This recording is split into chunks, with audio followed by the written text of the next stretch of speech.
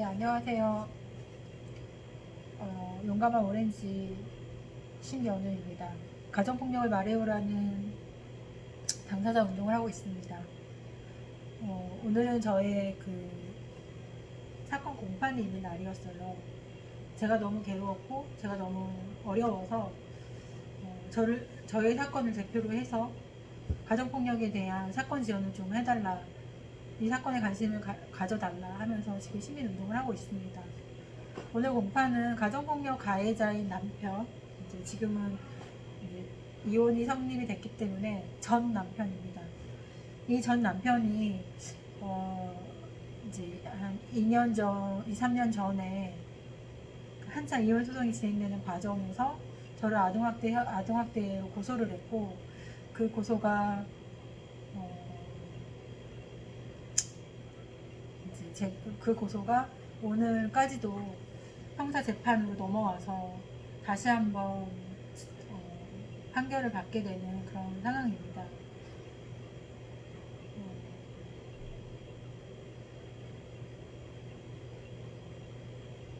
제가 지금 영상을 찍고 또 다시 그 확인을 눌렀어야 되는데 앞에 찍은 영상을 다 날려보내서 열심히 또 말을 했는데 또 다시 찍게 되니까 참 힘든데, 어쨌든 오늘 공판은 그런 아동학대 혐의를 받고 있는 그런 공판이었고, 저는 이제 그 공판이 진행될 때 이것은 비록 그 아동학대 혐의를 받고 있는 피의자 신분이지만 사실은 이것은 명백하게 가정폭력에 관한 그 2차 가해다라는 것을 저는 얘기를 했습니다.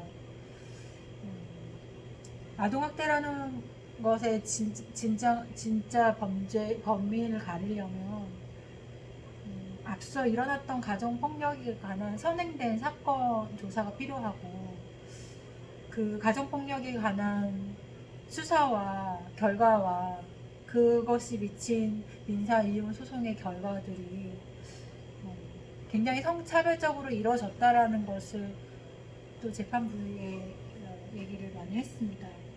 제가 오늘 당사자 변론을 준비하기 위해서 정리했었던 문구는 사실은 증거 없음이 증거입니다 라는 것이었어요. 수사기관이 가정폭력의 범죄 사실을 남성 중심적으로, 남성이 유리하게 그런 식으로 같이 공모했기 때문에 저는 저의 많은 신고 기록들이 잘못 왜곡이 됐었거든요. 남편은 아내의 정신이 이상하다라고 주장을 했고, 또 경찰은 그 주장에 동조하면서 끊임없이 저의 그 신고 기록들을 정신 이상으로 그냥 무시하는 식으로 그렇게 진행을 해왔습니다. 그렇게 시간이 지금 3년 이상 흐르다 보니까 또 우리 사회에 여러 가지 미투 운동과 관련한 사건들이 있었고, 또 아주 조금이지만 의식의 변화들이 있잖아요. 그래서 사건이 좀 장기화되면서, 물론 제가 아이를 직접 양육할 수 있는 권리를 잃었기 때문에 실질적인 패배인 것처럼도 보이고, 모든 개인적 싸움에서 진 것처럼 보이지만 사실은 저는 진짜 투쟁은 지금 이 유튜브 방송을 함으로써 시작된다고 생각합니다. 왜냐하면 제가 공론화를 한다라고 생각은 했지만 정말 그렇게 적극적인 방법들을 찾지 못했고, 저 또한 그렇게 할 용기와 자신이 없었어요. 근데 자꾸만 해야 한다라는 그런 의지들은 또 포기되지 않는 마음들 많이 있었거든요.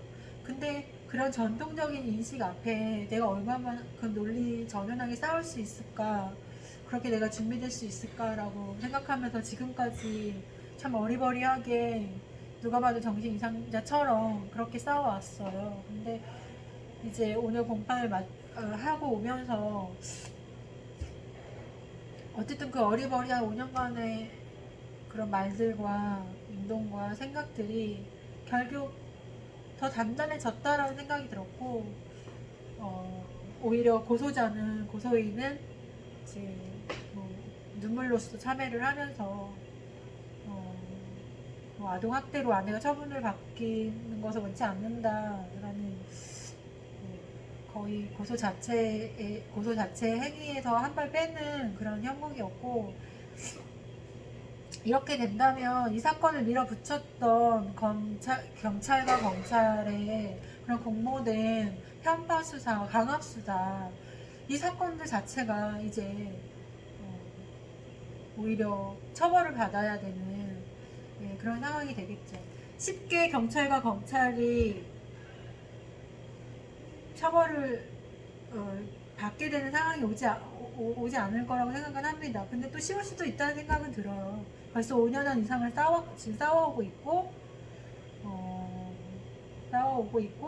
더 단단하게 이 사회가 엄마의 모성, 여성 아내가 집안에서 해야 할 역할에 대한 단도리를 폭력으로 길들이는 방식으로는, 그리고 그 폭력이 신고되고 고발됐을 때 그 사건을 자꾸만 은폐하고 그 기록을 없애버리고 사건 현장을 기록하지 않는 그런 수사기관의 방조와 은폐가 덧붙여져서는, 그래서는 이제 안 된다라는 것들을 이제 서서히 알게 될 거라고 생각하고, 어쩌면 이제 코로나 사태 속에서 제가 그렇게 막 정말 진짜 온몸이 너무나 으스러질 것 같았는데, 그런 뭔가 마음을 가지고 여기저기 뛰어다니고, 혹시나 내가 어떤 시민사회 다른 일들을 도우면 또 내 사건을 도와줄 수 있는 그런 시간이 오지 않을까라고, 참 도움을 구걸하러 다녔던 그런 시간들을 생각하면 이제 더 단단히 혼자 당사자 운동을 해 나갈 수 있겠다라는 생각이 듭니다. 지금 저희 가정폭력 당사자 네트워크는 회원 30명, 1만원 회원을 모집하고 있고요. 제대로 이제 회원 납부가 되고 있는 것은 얼마 되지 않습니다. 그래도 너무나 큰 힘이 정말 얼마나 어렵게 응원의 힘을 보태고 계신지 저만큼이나 그분들도 너무 힘든다는 걸 알고 있어서, 한번 총체적으로 이 가정폭력의 문제가 성평등의 정책으로 빛과 같은 속도로 나아갈 수 있도록 힘을 내보겠습니다. 제가 요즘에 많이 이렇게 도움을 얻는 것은 이제 굉장히 다음 영상에서 또 이어서 말씀드릴게요. 오늘 공파는 굉장히 잘 진행이 되었고요. 좋은 결과를 좀 기대할 수 있지 않을까라고 하는 약간의 기대는 좀 가질 수 있게 되었습니다. 그러나 방심하지는 않을 거예요. 왜냐면 아직은 판사가 고민하는 부분이 있습니다.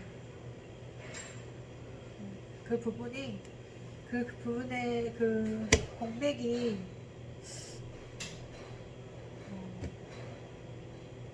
가정에서 폭력을 당하는 여성에 대한 온전한 권리가 지켜져야만, 그때서야 아동의 보호, 안전에 대한 책임이나 그런 모성들을 기대하는 것이 우리 사회에 적합할 거라고, 분명히 그 부분을 저는 얘기를 했거든요. 저희 코로나 사태 때문에 시사 카페 여러 모임들을 유치할 수도 없고, 사실 돈이 없어서 그렇게 좋은 강사분들을 모실 수도 없고, 또 이 운동이 너무나 그냥 개인적이고 사적으로 여겨지고요. 그런 부분들이 있어서 함께 하지 못하는 많은 분들도 있고, 그러나 저희는 분명히 살아남을 것이고, 절대 이 자각된 인식을 놓치지 않을 것이고, 보편적인 남성 중심의 인문 담론에서 여성주의라는 그 페미니즘의 시각을 놓치지 않을 겁니다. 여러분들도 그 보편 속에서 빨리 자각하시기를 바래요. 모든 보편 속에서 항상 페미니즘의 안경을 끼고, 혹시 내가 읽고 있는 책이 보편적인가? 근데 그 보편은 남성만의 보편은 아닌가라고. 어떤 아주 좋은 인문학 책방에서 좋은 독서 모임을 하고 있더라도 그것이 정말 성평등한가? 항상 젖어 있는 이 남성 주류의 보편적 인문 담론에서 여성의 인권을 한번 생각해 보십시오. 고맙습니다. 영상으로 또 인사드릴게요. 감사합니다.